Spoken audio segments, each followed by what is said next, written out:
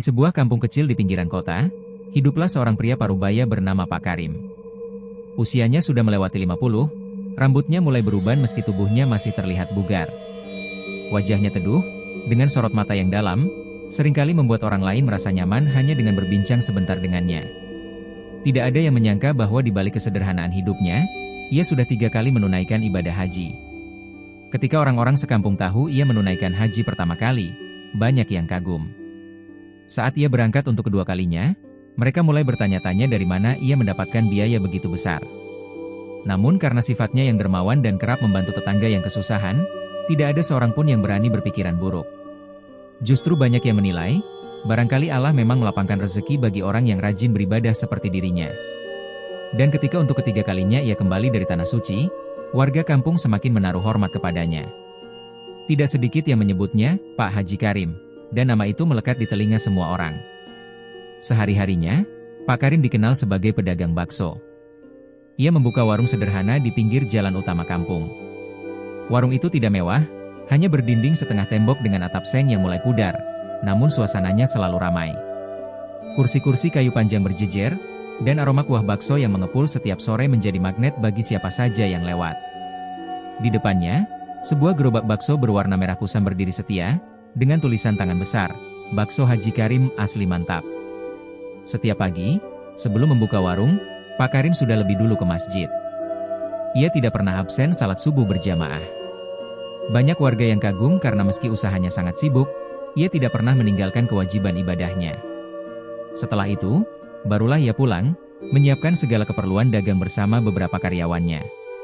Biasanya, 2 orang karyawan membantu di dapur untuk menyiapkan bahan-bahan, sementara 2 orang lainnya bertugas melayani pembeli. Suasana warungnya berbeda dari warung bakso kebanyakan. Hampir setiap hari, terutama pada siang hingga malam, pembeli datang silih berganti. Dari anak sekolah, para buruh pabrik, hingga keluarga yang sengaja makan bersama. Suara obrolan pembeli bercampur dengan dentingan sendok di mangkuk, menambah hidup suasana. Bahkan, seringkali orang rela antre meski harus berdiri di luar warung. Keberhasilan itu membuat banyak pedagang lain iri sekaligus kagum. Pedagang soto, pecel lele, hingga penjual mie ayam yang berdekatan dengan warung Pak Karim merasa usahanya kalah saing. Entah apa rahasianya, bakso Haji Karim tidak pernah sepi, begitu gumam mereka. Namun karena Pak Karim dikenal ramah, tidak ada yang terang-terangan menaruh dengki. Ia selalu menyapa siapapun dengan senyum, bahkan kadang memberi semangkuk bakso gratis untuk anak-anak kecil yang tak punya uang. Di rumahnya, kehidupan Pak Karim tampak makmur. Ia tinggal bersama istrinya, Bu Mariam, seorang wanita lembut yang jarang terlihat di warung. Bu Mariam lebih banyak mengurus rumah, sementara Pak Karim menghabiskan waktunya di warung atau di masjid. Mereka memiliki 2 anak, tetapi keduanya sudah dewasa dan merantau ke kota besar. Rumah mereka cukup besar dibanding tetangga sekitar, berdiri kokoh dengan cat putih dan pagar besi hitam. Meski begitu, tidak ada kesan berlebihan, rumah itu tetap sederhana, tidak menonjol. Setiap kali ada acara kampung, seperti kerja bakti atau pengajian, Pak Karim selalu hadir. Ia dikenal ringan tangan. Bila ada tetangga yang sakit, ia sering datang menjenguk sambil membawa buah tangan. Bila ada pemuda kampung yang kesulitan biaya sekolah, ia kadang memberi sumbangan diam-diam.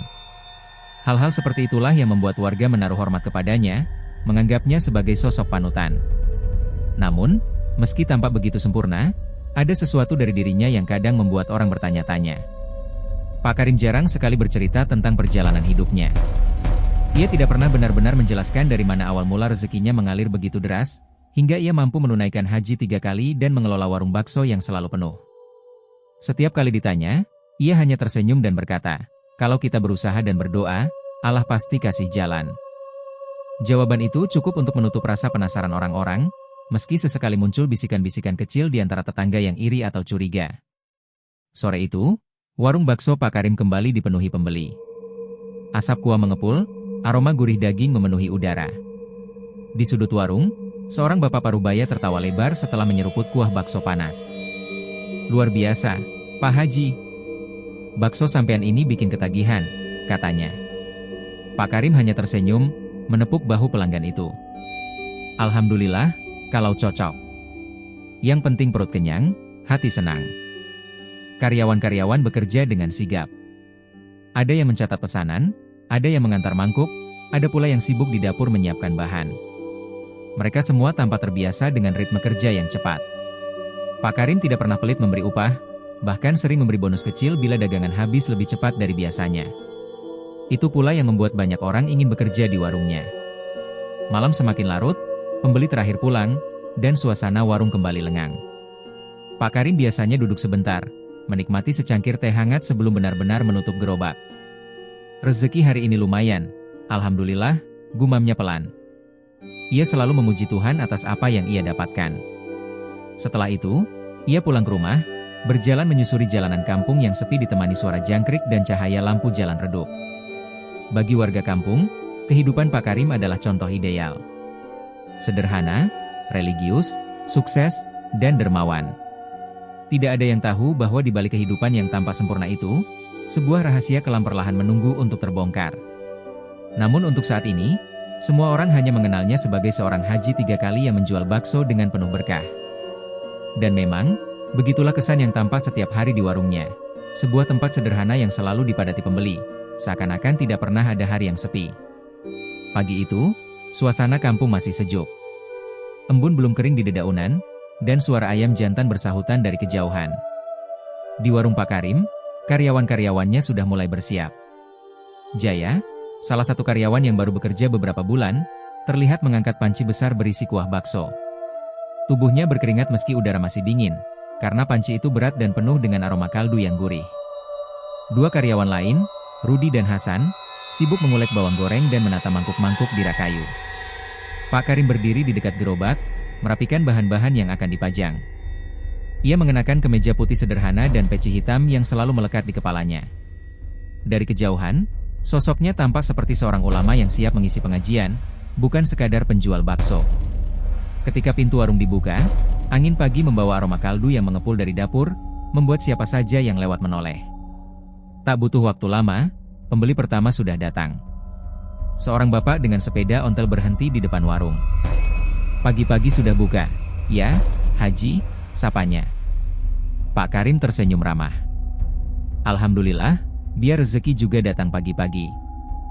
Bapak itu duduk, dan sebentar kemudian semangkuk bakso hangat sudah terhidang. Menjelang siang, suasana warung semakin ramai. Kursi-kursi panjang penuh terisi. Anak-anak sekolah berseragam putih abu-abu duduk bergerombol sambil bercanda. Seorang ibu muda menggendong bayinya sambil menunggu pesanan. Di sisi lain, beberapa pegawai pabrik makan dengan lahap sebelum kembali bekerja. Suara riuh rendah bercampur dengan bunyi sendok beradu dengan mangkuk, menimbulkan suasana hidup yang khas. Antrean semakin panjang. Beberapa pembeli bahkan rela berdiri di luar, menunggu giliran tempat duduk kosong. Jaya dan Hasan berlari ke sana kemari, mengantar mangkuk dan mencatat pesanan. Rudi berkeringat di dekat panci, sibuk menyendok bakso dan menuangkan kuah. Tambahan pedes 1, teriaknya, disambut oleh suara Jaya. Siap, Bang. Suasana itu berlangsung hampir setiap hari, seolah-olah warung kecil itu tak pernah kekurangan pelanggan. Pak Karim hanya duduk di kursi dekat gerobak, sesekali membantu bila ada pembeli yang mendesak. Lebih sering ia tersenyum sambil menyapa orang-orang. Beberapa pembeli bahkan tak segan menyalaminya seperti menyapa tokoh terhormat. Haji Karim, sehat selalu ya, kata seorang pelanggan. Amin, amin. Semoga sampean juga sehat, jawabnya tenang. Di luar warung, beberapa pedagang lain hanya bisa melirik dengan perasaan bercampur. Warung mie ayam yang berjarak 2 warung dari tempat Pak Karim terlihat sepi. Pemiliknya, Pak Wawan, hanya duduk termenung di kursinya, memandangi keramaian di seberang. Heran, baksonya biasa aja, tapi kok rame terus, gumamnya lirih. Hal serupa dirasakan Bu Rini, penjual soto ayam di ujung jalan. Warungnya dulu sempat ramai, tapi sejak bakso Pak Karim naik daun, pelanggannya berkurang drastis. Ia sering mendengar orang-orang berkata, kalau ke kampung itu, jangan lupa makan bakso Haji Karim. Seolah-olah nama warung lain tak pernah disebut. Rasa iri dan penasaran bercampur menjadi satu. Bisik-bisik pun mulai terdengar di kalangan pedagang. Apa mungkin Haji Karim pakai resep rahasia? Tanya salah satu penjual sate. Kalau soal rasa, menurutku biasa aja, jawab yang lain. Tapi anehnya orang-orang kaya ketagihan. Ucapan itu kemudian menyebar menjadi bisikan-bisikan kecil di antara warga. Namun, Karena sosok Pak Karim dikenal sebagai orang saleh dan dermawan, tidak ada yang berani mengutarakan kecurigaan lebih jauh. Sore hari, ketika matahari mulai condong ke barat, antrean pembeli justru semakin panjang. Orang-orang pulang kerja singgah ke warung, anak-anak kecil berlarian sambil membawa uang receh, remaja nongkrong sambil makan semangkuk bakso panas. Suasana begitu ramai, hampir menyerupai pasar kecil. Pak Karim tetap tampak tenang di tengah keramaian itu. Ia sesekali menepuk bahu karyawannya, menyemangati agar mereka lebih sigap. "Sabar ya, rezeki kita ada di kesabaran," katanya sambil tersenyum. Kata-kata itu terdengar sederhana, namun bagi karyawan, seolah menjadi energi tambahan. Hingga malam tiba, warung baru mulai sepi. Kursi-kursi kosong, meja dipenuhi sisa sambal dan tumpahan kuah. Karyawan mulai membersihkan, menyapu lantai, dan merapikan mangkuk. Jaya menghela napas panjang, tubuhnya terasa pegal. "Capek banget, Pak," katanya sambil duduk. Pak Karim tertawa kecil. "Capek itu teman kita. Kalau nggak capek, berarti kita nggak kerja. Tapi insya Allah capek kita jadi rezeki yang halal." Malam itu, hasil penjualan dihitung. Jumlahnya cukup besar, lebih banyak dari hari sebelumnya. Karyawan mendapat bagian upah harian, bahkan sedikit tambahan dari Pak Karim. Semua pulang dengan wajah puas, meski tubuh lelah. Hanya saja, jauh di balik kepuasan itu, masih ada bisikan-bisikan kecil yang mulai tumbuh di luar sana. Kenapa warung itu tidak pernah sepi?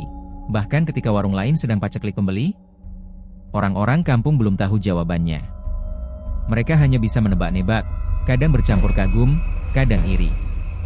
Namun satu hal yang pasti, warung bakso Pak Karim telah menjelma menjadi ikon kampung. Setiap orang yang lewat pasti menoleh, setiap orang yang lapar pasti tergoda, dan setiap hari, antrean panjang menjadi pemandangan yang seakan tidak ada habisnya. Namun satu hal yang pasti, warung bakso Pak Karim telah menjelma menjadi ikon kampung. Setiap orang yang lewat pasti menoleh, setiap orang yang lapar pasti tergoda, dan setiap hari, antrean panjang menjadi pemandangan yang seakan tidak ada habisnya. Akan tetapi, di balik keramaian itu, sebuah peristiwa kecil mulai menandai awal dari keganjilan yang tak pernah disangka oleh siapapun. Malam itu, warung baru saja ditutup. Jam dinding menunjukkan pukul 11 malam. Para karyawan sudah berkemas, hanya menyisakan Jaya yang ditugasi merapikan dapur sebelum benar-benar pulang. Ia baru beberapa bulan bekerja di warung ini. Usianya masih 22 tahun, wajahnya polos, tubuhnya kurus, dan sikapnya cenderung penurut. Jaya berasal dari kampung seberang dan tinggal di rumah kontrakan kecil bersama seorang teman. Sambil menguap lebar, Jaya menumpuk mangkuk-mangkuk kotor ke dalam baskom besar. Tangannya cekatan, meski matanya sudah terasa berat karena lelah seharian melayani pembeli yang tiada henti. Dari luar, terdengar suara gerobak lain didorong pulang. Jalanan kampung mulai sepi, hanya sesekali motor melintas. Lampu neon putih di dapur berkelip sebentar, lalu kembali menyala stabil. Ketika Jaya berjalan ke arah panci kuah yang masih setengah penuh, telinganya menangkap suara aneh. Desis panjang, pelan namun jelas, datang dari arah belakang dapur.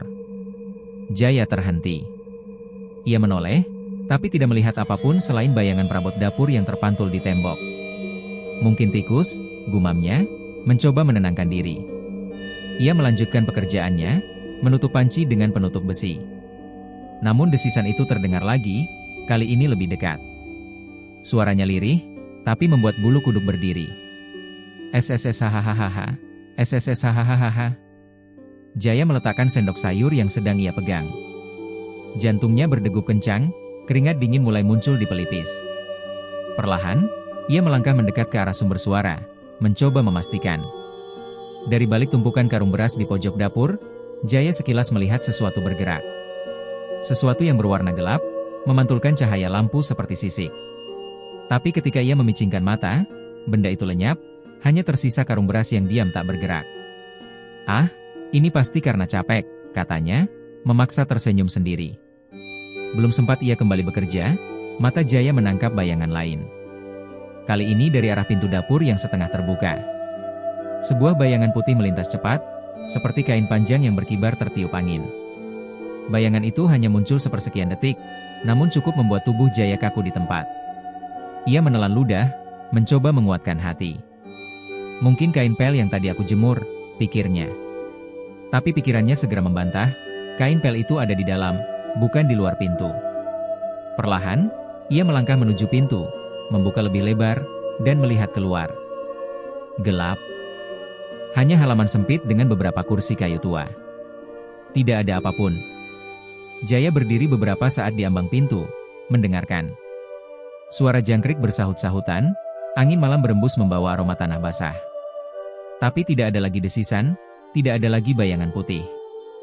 Hanya kesunyian. Ia akhirnya menutup pintu dengan cepat, lalu mengembuskan napas panjang. Aku terlalu capek. Pasti cuma bayangan mata, ujarnya pelan, seolah meyakinkan dirinya sendiri. Ia kembali menyelesaikan pekerjaan dengan tergesa-gesa. Mangkuk dicuci sekadarnya, lantai disapu seadanya, lalu ia langsung mematikan lampu dapur. Saat kunci pintu warung ia putar, suara desi samar seolah terdengar sekali lagi dari dalam. SSS hahaha. Jaya tersentak, tapi buru-buru berlari kecil keluar halaman dan mengunci pintu rapat-rapat. Dalam hati ia berkata, besok-besok jangan pulang paling akhir lagi. Keesokan harinya, suasana warung kembali seperti biasa. Ramai, penuh pembeli, penuh tawa dan obrolan. Jaya berusaha melupakan pengalaman aneh semalam. Ia menganggapnya sebagai halusinasi akibat tubuh terlalu lelah. Tidak ada yang ia ceritakan pada karyawan lain. Baginya, kejadian itu tidak lebih dari sekadar mimpi buruk di dunia nyata. Namun, jauh di lubuk hatinya, rasa gelisah itu tetap tertinggal. Setiap kali ia melangkah ke dapur, telinganya seolah menunggu suara desisan yang sama. Setiap kali melewati pojok tembok, matanya secara refleks mencari bayangan putih yang mungkin melintas. Walaupun ia memaksa diri untuk tidak terlalu memikirkan, tubuhnya tahu, ada sesuatu yang janggal di warung itu. Hari-hari berlalu, dan warung tetap penuh pembeli. Tidak ada satupun yang menyadari bahwa seorang karyawan baru mulai dihantui keganjilan. Seakan warung itu memang memiliki dua wajah. Di siang hari penuh tawa, di malam hari penuh rahasia yang samar. Jaya tidak berani mengungkapkan kegelisahannya. Ia hanya bisa berdoa dalam hati, semoga benar-benar hanya halusinasi belaka. Namun, tanpa ia sadari, malam itu hanyalah awal dari sesuatu yang lebih besar. Bayangan putih dan suara desis bukanlah sekadar permainan lelah tubuh. Itu adalah tanda pertama dari sebuah rahasia kelam yang perlahan akan terkuak di balik warung bakso yang selama ini tampak penuh berkah. Namun, tanpa ia sadari, malam itu hanyalah awal dari sesuatu yang lebih besar. Bayangan putih dan suara desis bukanlah sekadar permainan lelah tubuh.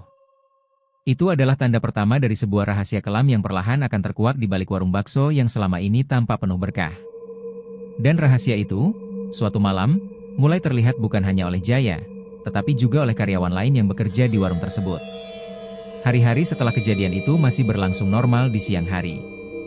Warung tetap ramai, pembeli terus berdatangan, dan tawa riuh rendah memenuhi ruangan. Namun suasana berbeda terasa di malam hari, terutama bagi karyawan yang mendapat giliran menutup warung. Ada rasa was-was yang tidak bisa dijelaskan. Jika dulu menutup warung hanyalah rutinitas biasa, kini rasanya seperti menjalani ujian nyali. Suatu malam, giliran Jaya, Rudi, dan Hasan yang membersihkan dapur setelah pembeli terakhir pulang. Mereka bekerja dalam diam, seolah tidak ingin memperpanjang waktu di sana. Lampu neon di dapur berkedip pelan, membuat bayangan perabot memanjang di tembok. Udara malam begitu dingin, meski tubuh mereka masih terasa hangat karena lelah seharian. Ketika mereka hampir selesai, suara langkah kaki terdengar memasuki warung. Mereka menoleh, dan ternyata Pak Karim sendiri yang datang. Ia tidak seperti biasanya, bukan dengan senyum ramah atau gurauannya yang menenangkan. Malam itu wajahnya terlihat serius, bahkan pucat. Ia membawa sebuah kantong plastik hitam di tangan kanan, sementara tangan kirinya menggenggam sesuatu yang panjang dan tipis. Sudah selesai bersih-bersihnya? Tanyanya singkat. Sudah, Pak Haji, jawab Hasan cepat, menunduk sopan. Pak Karim mengangguk. Kalau begitu, kalian pulang saja. Biar saya yang kunci nanti. Biasanya, karyawan merasa lega bila disuruh pulang lebih awal. Namun entah kenapa, malam itu ada sesuatu yang membuat mereka ragu meninggalkan tempat. Ketiganya saling berpandangan. Jaya sempat melirik kantong plastik hitam yang dibawa Pak Karim. Dari celah kecil di plastik, terlihat cairan merah pekat menetes, meninggalkan jejak di lantai. Pak, itu, mau dimasak? Tanya Rudi ragu, menunjuk kantong plastik. Pak Karim menoleh cepat, sorot matanya tajam. Bukan urusan kalian. Pulang saja. Nada bicaranya membuat mereka terdiam. Dengan canggung, mereka mengemasi barang-barang dan berjalan keluar. Namun rasa penasaran terlalu besar. Begitu berada di luar warung, mereka tidak langsung pulang. Jaya memberi isyarat dengan matanya, mengajak dua rekannya untuk diam-diam mengintip. Mereka bersembunyi di balik pintu dapur yang tidak tertutup rapat, menyisakan celah kecil untuk mengintai ke dalam. Dari balik celah itu, mereka melihat sesuatu yang tak pernah terbayangkan sebelumnya. Pak Karim menyalakan dupa, asap tipis mengepul memenuhi ruangan. Aroma menyengat bercampur dengan bau amis darah yang semakin kuat. Ia mengeluarkan wadah besar dari dalam kantong plastik, wadah itu berisi darah ayam segar. Cairan merah itu terlihat jelas di bawah cahaya lampu yang redup. Pak Karim duduk bersila di lantai dapur, menaruh wadah berisi darah di depannya. Bibirnya berkomat-kamit membaca sesuatu, bukan bacaan doa yang biasanya mereka dengar saat di masjid. Suaranya rendah, serak, dan penuh tekanan. Sesekali ia menyiramkan darah itu ke lantai, membuat bercak merah menetes dan mengalir mengikuti retakan ubin. Jaya merasakan tubuhnya kaku, bulu kuduknya berdiri. Hasan menutup mulutnya dengan tangan agar tidak bersuara, sementara Rudi menahan napas karena takut ketahuan. Lalu, sesuatu yang lebih aneh terjadi. Dari bawah meja dapur, muncul gerakan samar. Seperti sesuatu yang melingkar perlahan, besar dan panjang. Mereka tidak bisa melihat jelas, tapi bentuknya menyerupai ular raksasa. Sisiknya berkilat terkena pantulan lampu, dan gerakannya lambat namun pasti, mengitari Pak Karim yang tetap duduk bersila. Ya Allah, bisik Hasan lirih, hampir tak terdengar. Sosok ular itu tidak sepenuhnya muncul. Hanya sebagian tubuhnya yang terlihat, sisanya seperti menghilang dalam bayangan gelap dapur. Namun cukup untuk membuat mereka yakin bahwa itu bukan ular biasa. Tubuhnya terlalu besar, terlalu panjang, dan kehadirannya membawa hawa dingin yang menusuk tulang. Pak Karim terus bergumam, suaranya semakin keras, seolah sedang bernegosiasi dengan sesuatu yang tidak terlihat. Sesekali ia memercikkan darah ayam ke arah lantai, dan ular besar itu mendesis pelan, seperti sedang menikmati persembahan. Asap dupa semakin tebal, membuat ruangan terlihat kabur dari celah pintu. Jaya hampir tak kuat lagi menahan rasa takut. Ia menarik lengan Rudi dan Hasan, memberi isyarat agar segera pergi. Mereka bertiga mundur perlahan, memastikan langkah tidak menimbulkan suara. Begitu keluar dari halaman warung, barulah mereka berlari tanpa pikir panjang. Nafas mereka tersengal, jantung berdegup kencang, seolah mereka baru saja lolos dari bahaya besar. Sesampainya di gang kecil dekat rumah kontrakan, mereka berhenti. Wajah ketiganya pucat pasi. "Kalian lihat tadi?" tanya Jaya terengah.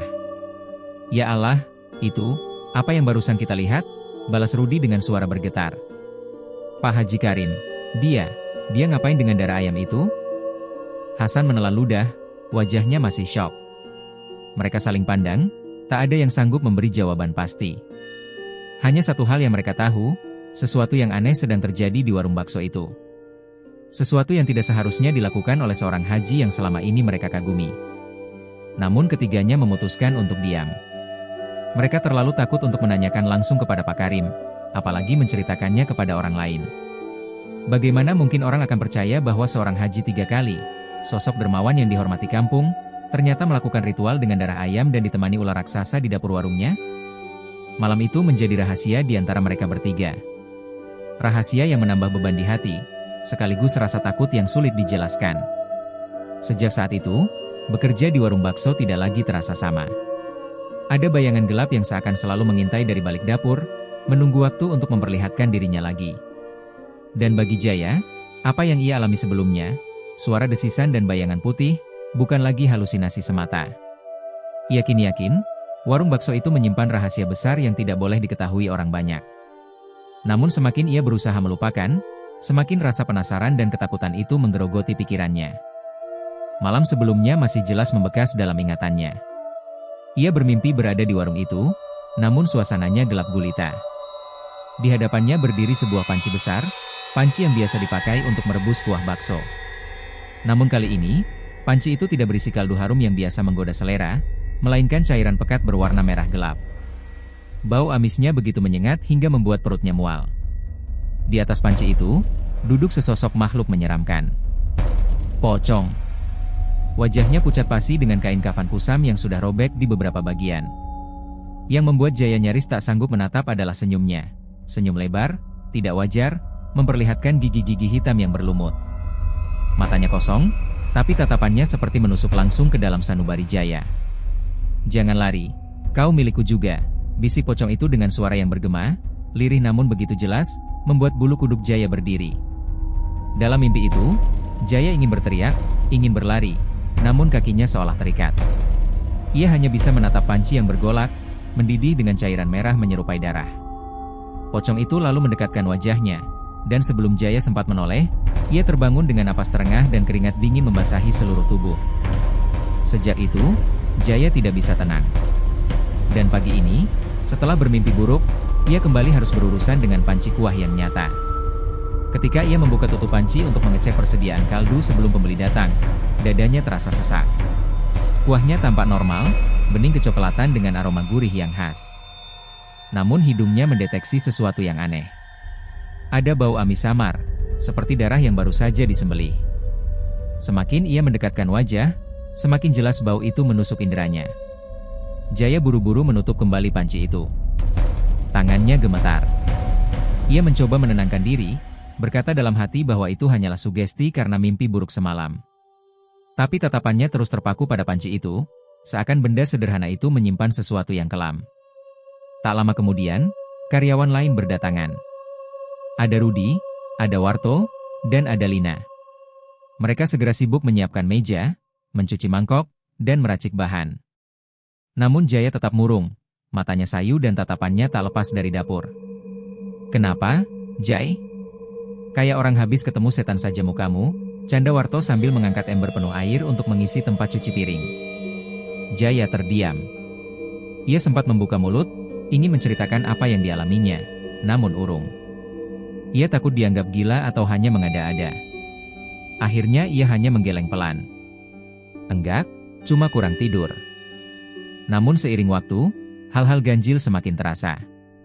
Setiap kali mereka memasak kuah bakso di panci besar itu, aroma amis samar selalu muncul. Bukan hanya Jaya yang merasakannya. Lina, yang setiap pagi bertugas mencicipi kuah untuk memastikan rasanya pas, suatu kali mengernyitkan dahi. "Pak, ini kuahnya kayak ada rasa aneh. Bukan cuma gurih, tapi ada sedikit getir di ujung lidah," bisiknya pelan pada Jaya. Mereka berdua saling pandang, lalu menoleh ke arah Pak Karim yang sedang sibuk melayani pembeli di depan. Pak Karim tampak tenang, seperti tidak ada yang salah. Bahkan ia sesekali tersenyum lebar sambil menyapa pelanggan tetapnya. "Biarin aja, Lin. Jangan ngomong aneh-aneh di depan Pak Haji," jawab Jaya akhirnya, meski hatinya diliputi kegelisahan. Hari demi hari, kecurigaan itu makin kuat. Para karyawan mulai sering bermimpi buruk. Rudi pernah bercerita bahwa ia bermimpi ada pocong yang berdiri di samping ranjangnya, hanya menatap tanpa berkata apa-apa. Lina bahkan pernah terbangun tengah malam dan mendapati tubuhnya terasa berat, seolah ada sesuatu yang duduk di dadanya. Namun yang paling mengganggu adalah suara-suara. Hampir setiap malam ketika warung sudah tutup dan mereka membereskan dapur, selalu terdengar bisikan lirih dari arah panci kuah. Suara itu tidak jelas, kadang seperti desahan, kadang seperti gumaman doa, namun dengan intonasi yang menyeramkan. Suatu malam, Rudi memberanikan diri mendekat ke panci itu. Ia menempelkan telinga pada dinding pancinya. Seketika ia meloncat mundur, wajahnya pucat pasi. Ada suara, sumpah, ada suara yang bilang, "Lapar," katanya dengan suara bergetar. Karyawan lain saling pandang, wajah mereka ketakutan. Sejak saat itu, mereka tidak pernah lagi berani sendirian di dapur. Mereka selalu berusaha pulang lebih cepat setelah menutup warung, meninggalkan Pak Karim sendirian untuk beres-beres. Meski ketakutan, sebagian karyawan masih bertahan. Alasannya sederhana, uang. Warung bakso Pak Karim memberikan upah yang cukup besar dibandingkan pekerjaan lain di kampung. Jaya sendiri butuh uang untuk biaya sekolah adiknya di kampung halaman. Lina menabung untuk membantu orang tuanya memperbaiki rumah. Rudi dan Warto pun bertahan karena tidak punya keahlian lain selain bekerja kasar. Namun rasa takut itu ibarat bom waktu. Semakin hari, semakin sulit mereka menahan kegelisahan. Mimpi buruk datang silih berganti. Bisikan-bisikan di dapur semakin sering terdengar. Dan setiap kali mereka melayani pelanggan, ada perasaan tidak nyaman, seolah panci kuah itu sedang mengawasi mereka dengan mata yang tak kasat mata. Pak Karim, Di sisi lain, tetap tenang. Ia tidak pernah membicarakan hal-hal aneh itu, seolah tidak tahu apa-apa. Namun diam-diam, beberapa karyawan mulai mencurigai bahwa sang juragan bakso itu tahu persis apa yang terjadi. Jaya semakin yakin bahwa panci itu bukan sekadar wadah kuah bakso. Ia adalah pintu menuju sesuatu yang lebih gelap. Dan bisikan pocong yang didengarnya dalam mimpi hanyalah awal dari teror panjang yang akan merenggut keberanian mereka satu persatu. Malam itu, Jaya tidak bisa tidur. Rasa takut yang sejak lama mengganjal di dadanya semakin menyesakan. Ia teringat jelas mimpi aneh yang dialami kawan kerjanya beberapa malam lalu tentang pocong yang duduk di atas panci kuah bakso. Sejak kejadian itu, suasana warung seperti berubah. Karyawan lain menjadi lebih pendiam, ada yang memilih berhenti. Ada pula yang bertahan dengan wajah pucat setiap kali bekerja. Jaya sendiri mencoba menenangkan diri, meyakinkan hatinya bahwa semua hanya kebetulan, hanya ilusi. Namun semakin ia mencoba menolak, semakin besar rasa ingin tahunya. Malam itu, ketika jam dinding sudah menunjukkan pukul 11 lebih, Jaya masih berada di warung. Alasannya sederhana, ia ingin membereskan sisa pekerjaan, sekaligus memastikan kecurigaannya selama ini. Karyawan lain sudah pulang, hanya tersisa dirinya dan Pak Karim yang masih berada di kamar belakang, entah sedang apa. Suasana warung lengang, hanya terdengar suara tik-tik hujan yang menetes di genting, sesekali disertai angin yang membuat pintu kayu berderit lirih. Perasaan Jaya semakin tak tenang. Ia duduk di kursi pelanggan sambil menatap ke arah dapur yang pintunya hanya sedikit terbuka. Dari celah itu tampak redup cahaya lampu pijar berwarna kuning. Hatinya berdebar keras ketika menyadari ada bayangan yang bergerak di balik pintu. Bayangan itu bukan milik Pak Karim, karena bentuknya begitu ganjil, panjang, menyentak, seolah tubuh seseorang yang sedang melompat pelan. Jaya menelan ludah. Ia berdiri perlahan, menghampiri pintu dapur. Semakin dekat, semakin jelas terdengar suara aneh, seperti suara kain yang diseret-seret di lantai. Lalu disusul suara berat, mirip desisan ular yang sangat panjang. Dadanya berdegup makin cepat, tangannya gemetar. Ia menempelkan mata ke celah pintu, dan seketika seluruh bulu kuduknya berdiri. Di dalam dapur, tepat di samping meja kayu tempat biasanya Pak Karim meracik bumbu, berdiri sosok tinggi dibungkus kain putih lusuh. Tubuh itu terikat di beberapa bagian, kepalanya miring, dan dari celah wajah yang tertutup kain, terlihat lubang mata hitam pekat. Pocong. Sosok itu benar-benar nyata, bukan sekadar bayangan atau halusinasi. Pocong itu melompat-lompat perlahan, namun setiap kali ia bergerak, terdengar suara lirih menyerupai bisikan doa yang diputar-balikan. Jaya menutup mulutnya agar tidak berteriak. Ia ingin segera lari, namun matanya terpaku ketika melihat sesuatu yang lebih mengerikan. Di bawah meja dapur, melingkar seekor ular besar dengan sisik berwarna kehitaman. Matanya merah menyala, lidah bercabangnya terjulur keluar sambil mengeluarkan desisan panjang. Ular itu begitu besar hingga tubuhnya hampir memenuhi ruang sempit dapur. Pocong dan ular itu seakan-akan saling berhubungan, seperti dua makhluk yang sengaja dihadirkan bersamaan. Jaya nyaris tak bisa bernapas. Bagaimana mungkin seorang pria seperti Pak Karim, yang dikenal religius dan sudah 3 kali berhaji, bisa berhubungan dengan makhluk gaib semacam ini? Apakah benar selama ini kesuksesan warung bakso itu bukan hasil kerja keras, melainkan buah dari perjanjian hitam? Saat pikiran itu bergema di kepalanya, Jaya mendengar suara langkah. Dari balik tirai dapur, muncullah Pak Karim. Ia membawa sesuatu di tangannya, sebuah mangkuk besar berisi cairan merah pekat yang jelas bukan kuah bakso. Aroma amis menusuk hidung. Dengan hikmat, Pak Karim menaruh mangkuk itu di atas lantai, di hadapan ular besar tersebut. Seperti mengerti, ular itu mendekat dan menjilat cairan merah itu dengan lidah bercabangnya. Jaya hampir pingsan melihatnya. Namun yang lebih membuat darahnya membeku adalah ketika pocong yang berdiri di samping ular itu perlahan menoleh ke arah pintu. Mata hitam pekatnya menatap lurus, seakan langsung melihat Jaya yang sedang mengintip. Sekejap tubuh Jaya kaku, keringat dingin bercucuran, dan ia buru-buru menjauh dari pintu, menahan napas sekuat tenaga agar tidak ketahuan. Beberapa menit terasa seperti berjam-jam. Setelah yakin suara-suara dari dapur mereda, Jaya berlari keluar warung tanpa menoleh lagi. Malam itu ia pulang dengan tubuh gemetar, matanya nanar menatap jalanan yang sepi. Sesampainya di rumah kontrakannya, Jaya terduduk di lantai dengan wajah pucat. Ia mencoba mencerna apa yang baru saja ia lihat. Bukan sekadar desisan atau bayangan, melainkan kesaksian nyata. Pocong dan ular besar ada di dapur warung bakso Pak Karim. Apa yang selama ini menjadi bisik-bisik tetangga ternyata benar adanya. Warung yang selalu ramai itu bukan sekadar hasil resep rahasia atau keberuntungan, melainkan buah dari pesugihan. Malam itu Jaya tidak bisa tidur. Setiap kali memejamkan mata, ia kembali melihat tatapan mata hitam pekat pocong itu. Tatapan yang seperti menembus ke dalam jiwanya, memberi peringatan agar ia tidak sembarangan membuka mulut. Namun di sisi lain, nuraninya memberontak.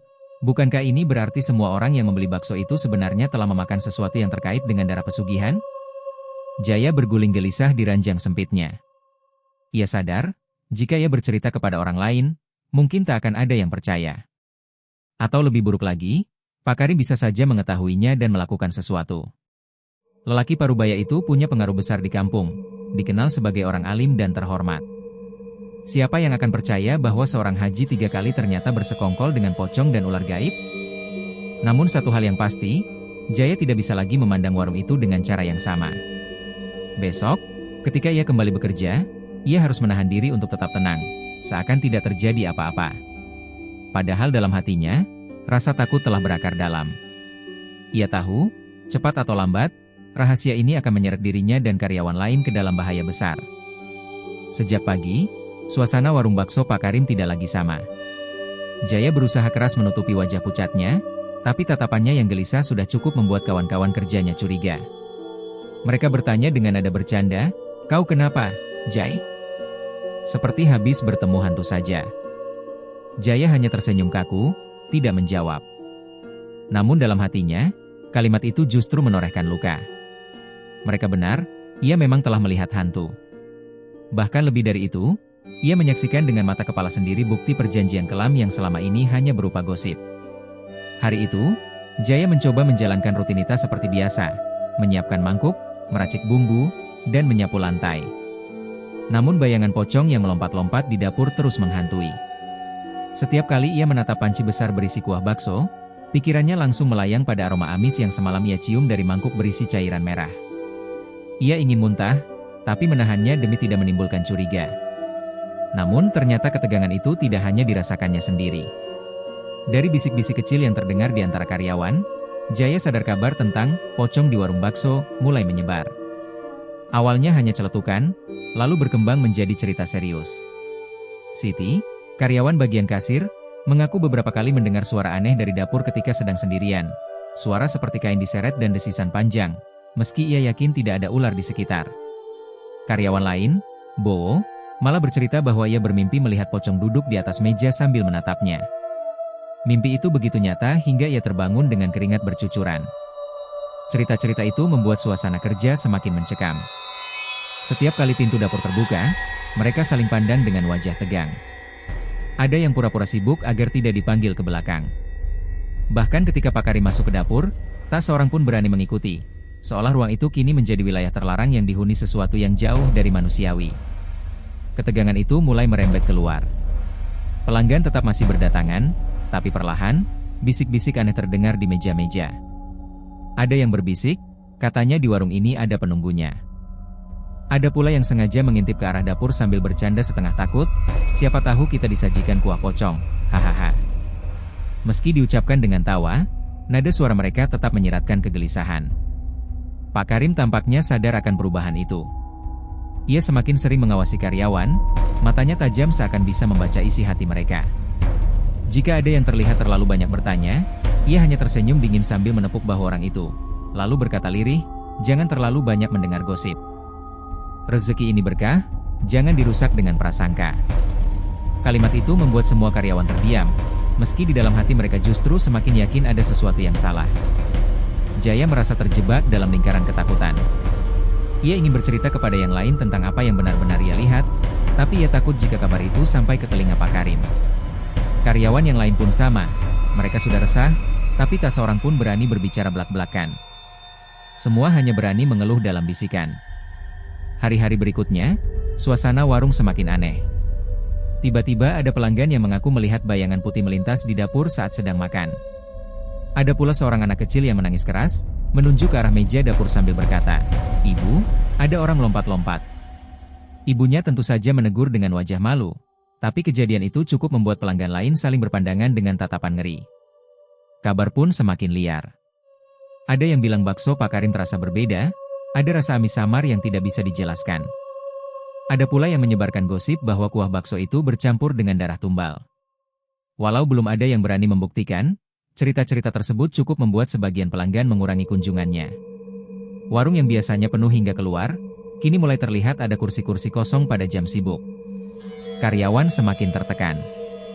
Mereka bekerja dengan perasaan was-was, selalu menoleh setiap kali mendengar suara kecil dari dapur. Beberapa di antara mereka bahkan sudah berniat berhenti, namun masih ragu karena gaji dari warung ini cukup besar dibanding tempat lain. Jaya sendiri semakin sulit menahan diri.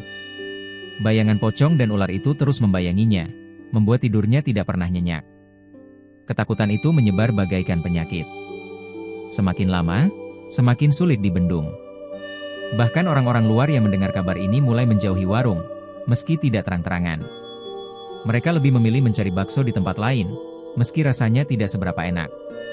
Ada semacam keyakinan diam-diam, sesuatu yang mengerikan sedang bersemayam di balik aroma gurih kuah bakso Pak Karim. Di tengah situasi itu, Pak Karim tetap berusaha bersikap tenang. Ia masih tersenyum ramah kepada pelanggan, masih menepuk bahu karyawan dengan penuh keakraban. Namun di balik senyum itu, mata tajamnya semakin sering berkilat penuh kewaspadaan. Seakan ia tahu bahwa rahasianya sudah mulai merembes keluar, menyusup dari bisik-bisik kecil menjadi kabar yang siap meledak kapan saja. Dan bagi Jaya, setiap hari bekerja kini terasa seperti berjalan di atas bara. Ia tahu ia telah melihat terlalu banyak, dan semakin lama, semakin sulit baginya berpura-pura tidak tahu. Pertanyaan besar terus menghantui pikirannya. Sampai kapan ketakutan ini bisa ditahan, sebelum akhirnya meledak dan menyeret semuanya dalam bencana? Awalnya, yang pergi adalah Siti, kasir yang sudah lama bekerja di warung bakso itu. Dengan suara bergetar, ia mendatangi Pak Karim pagi-pagi sebelum warung dibuka. "Maaf, Pak, saya tidak bisa lanjut lagi," katanya, menunduk. Alasannya sederhana, ia merasa sakit-sakitan belakangan ini, sering mimpi buruk, dan setiap kali masuk kerja tubuhnya seperti ditindih sesuatu yang tak terlihat. Ia tidak berani menceritakan hal sebenarnya, takut menyinggung hati Pak Karim. Namun dalam diam, semua karyawan tahu, Siti ketakutan. Tidak lama setelah itu, Bowo menyusul. Ia bilang ingin pulang ke kampung halaman untuk membantu orang tuanya. Padahal semua orang tahu, Bowo tidak punya keluarga di kampung, hanya nenek yang sudah lama meninggal. Alasan itu terdengar mengada-ada, tapi tak seorang pun berani mengungkapkan kebohongan tersebut. Mereka paham, Bowo sudah tidak sanggup lagi menghadapi tekanan bekerja di tempat yang dihantui. Kepergian demi kepergian itu membuat suasana semakin berat. Kursi-kursi pelanggan yang mulai kosong kini seolah menjadi cermin bagi kursi kosong karyawan. Dalam beberapa minggu, jumlah pekerja yang tadinya hampir 10 orang berkurang drastis. Hingga akhirnya, yang tersisa hanyalah 3, Jaya, Ratna yang bertugas menyiapkan minuman, dan Arif yang membantu di dapur. Mereka bertiga bertahan bukan karena berani, melainkan karena terpaksa. Gaji dari warung ini cukup besar, lebih besar dari rata-rata warung bakso di sekitar. Jaya masih punya keluarga yang harus diberi makan, Ratna butuh biaya untuk sekolah adiknya, sementara Arif belum menemukan pekerjaan lain. Namun setiap kali malam datang, ketiganya bekerja dengan hati bergetar. Ada kalanya mereka saling berpandangan dengan wajah pucat, seolah bertanya dalam diam, "Sampai kapan kita bisa bertahan?" Pak Karim menyadari keadaan itu, meski tidak banyak berkomentar. Justru sikapnya semakin aneh. Jika dulu ia dikenal ramah, sekarang wajahnya lebih sering murung. Kulitnya tampak pucat, seperti orang yang kurang tidur atau sakit keras. Sesekali bibirnya bergetar, berbisik-bisik sendiri di dapur. Suara itu terdengar samar, kadang seperti doa, kadang seperti gumaman marah. Jaya beberapa kali sengaja mendekat, tapi setiap kali Pak Karim menyadari ada yang mengintip, ia langsung tersenyum dingin dan berkata, "Sedang berdoa, Jai. Minta agar rezeki tetap lancar." Namun doa itu terasa ganjil. Kadang dari balik pintu dapur, mereka mendengar suara benda jatuh, dentuman keras, atau desisan panjang seperti ular marah. Pernah sekali Ratna tanpa sengaja melihat dari celah pintu. Pak Karim sedang duduk di lantai, menatap sebuah panci besar, bibirnya terus bergerak seakan berbicara kepada sesuatu yang bersembunyi di dalam sana. Ratna menahan teriakannya, lalu buru-buru menjauh. Sejak hari itu, ia tidak pernah lagi berani mendekati dapur seorang diri. Kabar tentang keanehan warung ini semakin menyebar keluar. Meskipun belum terang-terangan, pelanggan yang biasanya datang rombongan kini hanya segelintir. Ada yang bilang kuah baksonya tidak lagi senikmat dulu, ada yang bilang rasanya pahit aneh. Ada pula gosip lebih liar, orang yang terlalu sering makan di warung ini bisa sakit-sakitan. Mungkin kabar itu sekadar bualan, tapi cukup membuat banyak orang enggan mampir. Bagi Jaya, setiap hari bekerja kini semakin berat. Ia merasa langkah-langkah pocong itu semakin sering terdengar. Malam-malam ketika warung hampir tutup, bayangan putih kadang terlihat sekilas di sudut ruangan. Sesekali, ketika ia membuang sampah ke belakang, ia mendengar suara desisan panjang di dekat telinganya. Keringat dingin langsung mengucur, tapi ia tidak berani menoleh. Ketiganya, Jaya, Ratna, dan Arif, akhirnya sering berkumpul diam-diam. Mereka saling berbagi ketakutan, meski dengan suara lirih. "Aku sudah tidak kuat," kata Ratna suatu malam sambil gemetar. "Tapi aku butuh uang. Kalau pergi, adikku tidak bisa bayar sekolah." Arif hanya mengangguk, wajahnya lebih pucat daripada biasanya. "Aku juga begitu. Tapi kalau terus di sini, aku takut nyawaku yang jadi taruhan."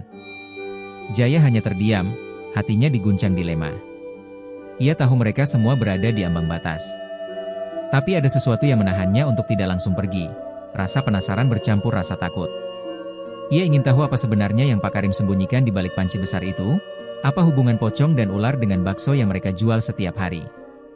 Namun sekaligus, ia tahu bahwa semakin dalam ia mencoba mengungkap, semakin besar risiko yang menunggu.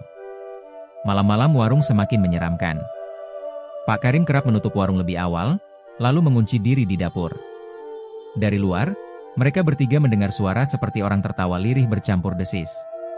Kadang terdengar pula suara seperti benda keras yang digesek, atau kain diseret panjang. Tak ada yang berani mendekat, hanya bisa saling menatap dengan wajah penuh teror. Lama-kelamaan, wajah Pak Karim semakin berubah. Matanya cekung, lingkar hitam menggelayut di bawahnya. Senyumnya bukan lagi senyum ramah, melainkan senyum kaku yang justru menambah rasa ngeri. Setiap kali ada karyawan yang salah sedikit saja, ia bisa menatap dengan tajam, seolah matanya mampu menusuk sampai ke dalam dada. Bahkan Ratna pernah berkata dengan suara lirih, "Aku merasa Pak Karim bukan lagi orang yang sama seperti dulu." Jaya diam-diam sepakat. Ia merasakan hal yang sama. Ada sesuatu yang perlahan menggerogoti jiwa majikannya itu. Dan semakin hari, semakin jelas, perjanjian gelap yang dibuat Pak Karim mulai menuntut bayaran. Kini hanya tinggal menghitung waktu, siapa yang akan menyerah lebih dulu, karyawan yang tak lagi kuat menahan ketakutan, atau Pak Karim yang semakin larut dalam bisikan gaib yang menuntut darah. Wajah pucat Pak Karim yang semakin sering terlihat murung, serta kebiasaannya berbisik-bisik di dapur, meninggalkan rasa tidak tenang bagi Jaya dan dua karyawan lainnya yang masih bertahan. Mereka sering saling pandang ketika mendengar suara lirih dari arah dapur. Kadang seperti doa, kadang seperti gumaman aneh yang tidak mereka pahami. Malam demi malam, keberanian mereka terkikis, hingga akhirnya suatu peristiwa mengerikan benar-benar terjadi. Malam itu, warung hampir tutup. Hanya tersisa beberapa pembeli terakhir yang buru-buru menghabiskan bakso mereka. Udara terasa pengap meski kipas angin di pojok ruangan berputar. Jaya yang sedang membereskan mangkok kotor tiba-tiba mencium bau aneh, tajam, menyengat, seperti amis darah. Ia menoleh ke arah dapur, berharap itu hanya perasaannya. Namun bau itu semakin kuat, menusuk hidung, membuat perutnya mual. "Mas, kamu nyium bau enggak?" bisik salah seorang karyawan lain yang bernama Wahyu. Jaya mengangguk. "Iya, amis banget." Mereka berdua menoleh ke arah dapur. Lampu neon di sana berkedip-kedip, seperti hendak padam. Panci besar berisi kuah bakso masih mendidih di atas kompor. Biasanya aroma kaldu yang gurih akan menguar dan membuat orang lapar, tapi malam itu, baunya berubah jadi mengerikan.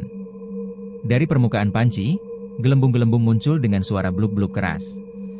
Warna kuahnya bukan lagi coklat bening seperti biasa, melainkan pekat kemerahan, seolah mendidihkan darah segar. Astagfirullah. Wahyu menutup mulutnya, hampir muntah. Panci itu mengeluarkan semburan kecil seperti letupan. Cairan merah kental tumpah sedikit ke samping, menetes ke lantai, meninggalkan noda seperti darah. Jaya melangkah mundur, tubuhnya gemetar. "Ini nggak mungkin, nggak mungkin." Tiba-tiba suara berat dan menyeramkan terdengar dari belakang dapur, diikuti angin dingin yang menyapu ruangan. Lampu neon kembali berkedip, kali ini lebih cepat, hingga suasana semakin menegangkan. Dan saat itulah, Mereka melihatnya. Dari balik dinding dapur, sesosok pocong muncul dengan jelas. Wujudnya tak lagi sekilas bayangan seperti yang selama ini dilihat Jaya. Pocong itu meloncat perlahan ke depan, kain kafannya lusuh, penuh bercak tanah basah. Wajahnya pucat kehijauan, matanya kosong namun senyumnya mengerikan, bibirnya sobek seakan dipaksa untuk tersenyum lebar. "Astagfirullahaladzim," teriak salah satu karyawan yang lain, langsung menjatuhkan nampan yang dibawanya. Suara berisik itu memecah keheningan mencekam. Jaya mematung. Seluruh tubuhnya kaku. Pocong itu bergerak mendekat, meloncat-loncat perlahan, setiap lompatan menimbulkan bau busuk yang menusuk. Dan di bawah meja dapur, seekor ular besar ikut muncul, sisiknya berkilau samar dalam cahaya neon yang redup. Ular itu melingkar, lidahnya menjulur-julur, seakan menjaga panci kuah bakso yang kini mendidih dengan cairan merah mengerikan. Karyawan lain menjerit histeris dan lari keluar warung, meninggalkan Jaya dan Wahyu yang masih terpaku. Jaya akhirnya tersadar, menarik lengan Wahyu dan berlari menyusul keluar. Mereka bahkan tidak sempat mematikan kompor atau menutup pintu warung. Nafas mereka tersengal, keringat dingin mengalir deras. Di luar, beberapa tetangga yang melihat mereka keluar dengan panik segera mendekat. "Kenapa, Mas? Ada apa?" tanya salah satu warga. Namun Jaya dan Wahyu tidak bisa menjawab. Lidah mereka keluh, wajah pucat tak bersuara. Malam itu, mereka hanya bisa duduk gemetar di depan warung yang pintunya masih terbuka. Dari dalam, samar terdengar suara letupan panci dan desisan ular. Keesokan paginya, kabar mengerikan itu langsung menyebar ke seluruh kampung. Orang-orang bercerita bahwa panci kuah bakso di warung Pak Karim berisi darah, bahwa ada pocong muncul di dalam warung. Bisikan itu cepat menyebar, seperti api yang membakar rerumputan kering. Pelanggan yang biasanya sudah antre sejak pagi, kini ragu untuk datang. Mereka menoleh-noleh dengan was-was ketika melewati warung itu. Sebagian besar memilih mencari sarapan di tempat lain. Hingga siang hari, hanya ada 2 pembeli yang datang, itu pun dengan wajah penuh keraguan. "Aku dengar dari tetanggaku, semalam ada pocong nongol di sini," bisik salah seorang pembeli sambil menahan sendok di tangannya.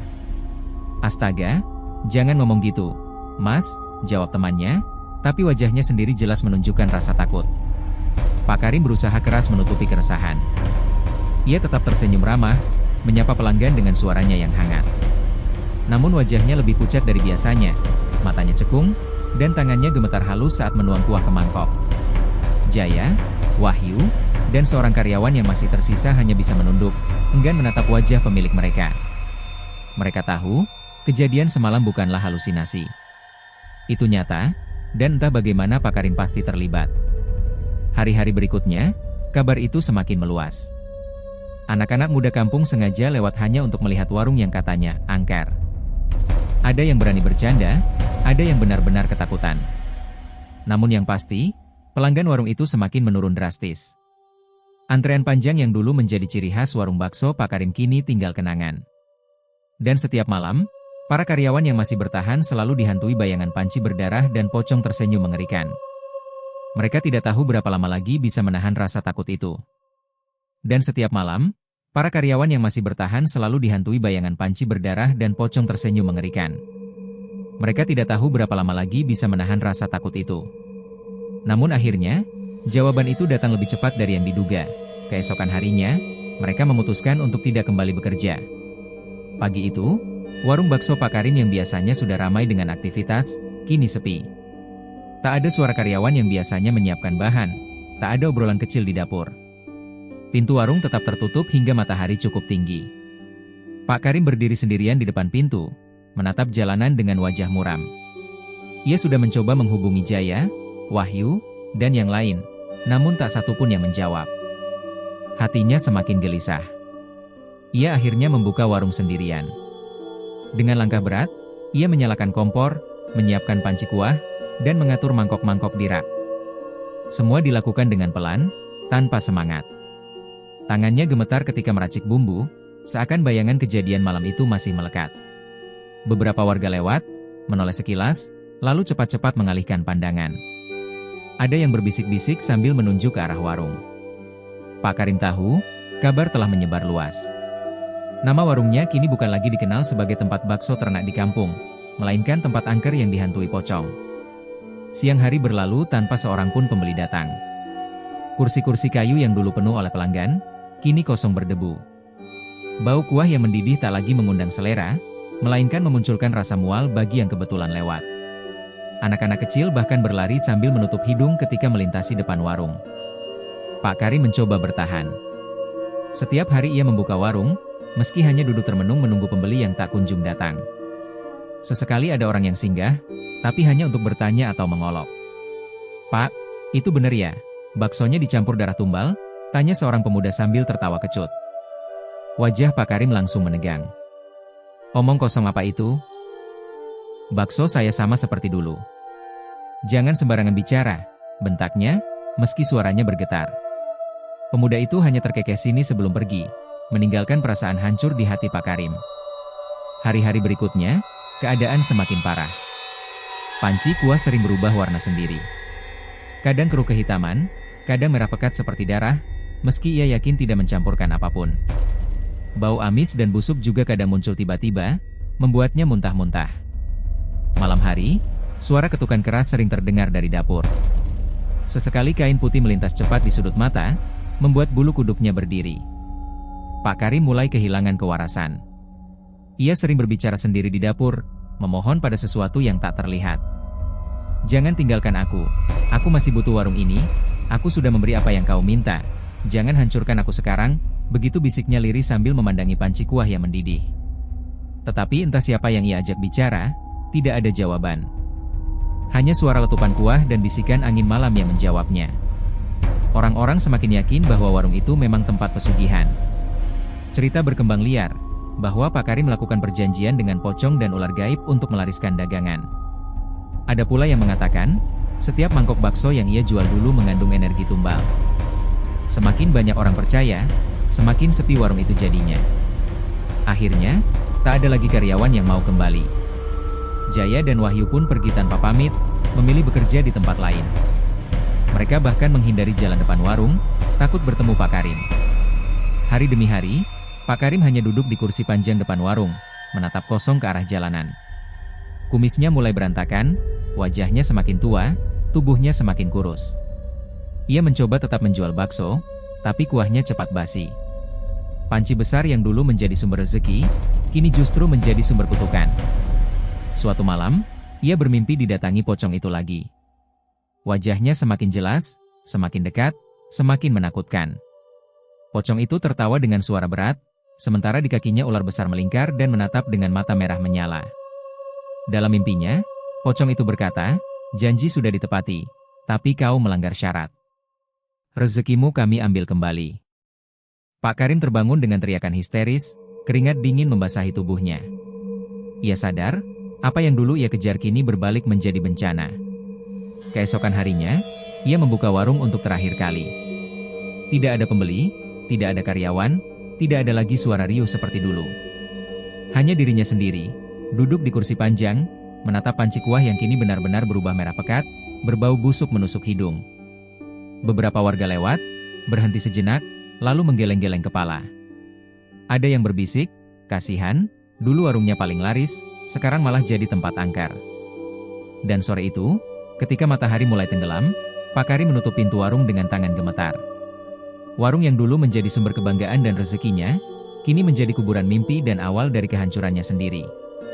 Warung yang dulu menjadi kuburan mimpi dan awal dari kehancurannya sendiri, kini benar-benar terkubur dalam kesepian. Pintu kayu itu tak lagi terbuka. Panci besar yang dulu mendidih penuh kuah harum kini berkarat, ditinggalkan di sudut dapur bersama lalat yang berterbangan. Pak Karim hidup sendirian di rumahnya. Setiap pagi, ia tidak lagi berangkat ke warung. Ia hanya duduk di teras, menatap jalanan sepi dengan mata kosong. Tubuhnya semakin kurus, kulitnya pucat, dan batuk sering terdengar dari balik mulutnya yang kering. Sesekali ia terhuyung ketika mencoba berjalan ke dapur. Nafsu makannya hilang, seakan seluruh tenaga telah dihisap oleh sesuatu yang tidak terlihat. Tetangga yang dulu akrab kini menjauh. Mereka takut, bukan hanya karena gosip, tapi juga karena kejadian aneh yang kerap terjadi di sekitar rumahnya. Ada yang mengaku melihat pocong berdiri di halaman tengah malam. Ada pula yang mendengar suara desisan ular besar dari dalam rumah ketika lewat di depan pagar. Tak seorang pun berani menolong meski tahu Pak Karim sakit. Setiap malam, Pak Karim gelisah di tempat tidurnya. Matanya jarang terpejam. Bayangan pocong dan ular selalu muncul, kadang di ujung ranjang, kadang di pojok ruangan. Tawa berat dan desisan panjang membuat bulu kuduknya meremang. "Sudah, cukup. Aku sudah memberikan segalanya," teriaknya suatu malam, sambil memukul-mukul kepalanya sendiri. Namun jawabannya hanya keheningan, disusul suara seret kain kafan di lantai. Pocong itu muncul, semakin jelas, semakin nyata. Dari mulutnya yang sobek menetes cairan merah ke lantai. Sementara ular besar melingkar di dinding kamar, matanya menyala merah. Pak Karim menangis ketakutan. Dulu, makhluk-makhluk itu menjadi jembatan menuju rezeki. Kini, mereka justru datang sebagai penghisap hidupnya. Setiap kali ia melihat mereka, tubuhnya semakin lemah. Seakan energi dan napasnya terkuras perlahan. Hari demi hari, kondisinya semakin memburuk. Ia jatuh sakit parah, tubuhnya tak lagi mampu bangun dari ranjang. Tidak ada keluarga yang datang menjenguk, tidak ada teman, tidak ada karyawan yang peduli. Ia benar-benar sendirian. Desa hanya mengingatnya sebagai cerita seram. Anak-anak dilarang bermain dekat rumahnya. Orang-orang berbisik, itu balasan untuk orang yang bersekutu dengan setan. Meski haji 3 kali, apa gunanya kalau hatinya gelap? Pak Karim mendengar gosip itu, meski lemah, telinganya masih menangkap suara-suara dari luar jendela. Ia menutup wajahnya dengan tangan, air mata mengalir deras. Sesal datang terlambat. Andai ia bisa memutar waktu, ia tak akan pernah menyentuh jalan pesugihan itu. Suatu malam, ketika bulan purnama menggantung di langit, penderitaannya mencapai puncak. Suara ketukan keras terdengar dari pintu kamarnya. Duk, duk, duk. Lalu, pintu terbuka sendiri. Pocong itu masuk, kain kafannya berlumuran tanah basah, matanya kosong namun menyorot tajam. Di belakangnya, ular raksasa merayap, tubuhnya menghitam, sisiknya berkilau dalam cahaya bulan. Pak Karim mencoba berdoa. Bibirnya komat-kamit membaca ayat yang masih ia hafal. Namun semakin ia berusaha, semakin berat lidahnya. Seakan ada yang mencekik lehernya. "Kenapa? Kenapa kau masih menggangguku? Bukankah aku sudah menepati syaratmu?" Suaranya parau, nyaris tak terdengar. Pocong itu mendekat, lalu berhenti tepat di sisi ranjang. Ia tidak bicara, hanya tersenyum menyeringai, lalu mengangkat tangannya yang membusuk. Dari sela-sela jarinya, menetes cairan hitam ke wajah Pak Karim. Ular besar itu melilit kaki ranjang, tubuhnya semakin menekan, hingga kayu ranjang berderit keras. Napas Pak Karim sesak, matanya melotot ketakutan. Malam itu, ia menjerit sepanjang waktu. Jeritan panjang dan memilukan yang terdengar sampai ke rumah-rumah tetangga. Namun tidak ada yang berani datang menolong. Mereka hanya berdiam diri, menutup telinga dengan bantal, menunggu sampai suara itu hilang. Dan benar, menjelang subuh, suara itu lenyap. Hanya keheningan yang tersisa. Keesokan harinya, seorang tetangga nekat memanggil perangkat desa untuk memeriksa. Mereka masuk rumah itu dengan hati-hati, ditemani 2 orang pemuda. Bau busuk menyengat langsung menyambut dari dalam. Di kamar, mereka menemukan Pak Karim terbujur kaku di atas ranjang. Wajahnya pucat, matanya melotot seakan menyimpan ketakutan terakhir yang tak terkatakan. Tangannya menengadah ke atas, seperti mencoba meraih sesuatu sebelum ajal menjemput. Tidak ada bekas luka, tidak ada tanda penganiayaan. Hanya tubuh lemah yang seakan disedot habis tenaganya. Di lantai dekat ranjang, ada bekas lingkaran basah mirip lilitan ular, dan noda tanah yang entah dari mana asalnya. Desa geger. Namun tak ada yang berani membicarakan panjang lebar. Mereka hanya sepakat, kematian Pak Karim adalah balasan dari jalan pesugihan yang ia pilih. Warung baksonya dibiarkan terbengkalai. Lama-kelamaan, catnya mengelupas, kaca jendelanya pecah, dan kursi-kursi kayunya lapuk dimakan rayap. Orang-orang menyebut tempat itu angker, dan setiap kali ada yang lewat, mereka menunduk, enggan menoleh. Nama Pak Karim tinggal cerita seram yang diwariskan turun-temurun di kampung itu. Kisah seorang pria yang meski sudah berhaji 3 kali, tetap tergoda pesugihan demi dagangan laris. Pada akhirnya, rezeki yang datang dari jalan setan tak pernah kekal, melainkan berakhir dengan kehancuran. Dan begitulah, kisahnya menjadi peringatan abadi, bahwa tidak ada harta yang lebih mahal daripada ketenangan jiwa.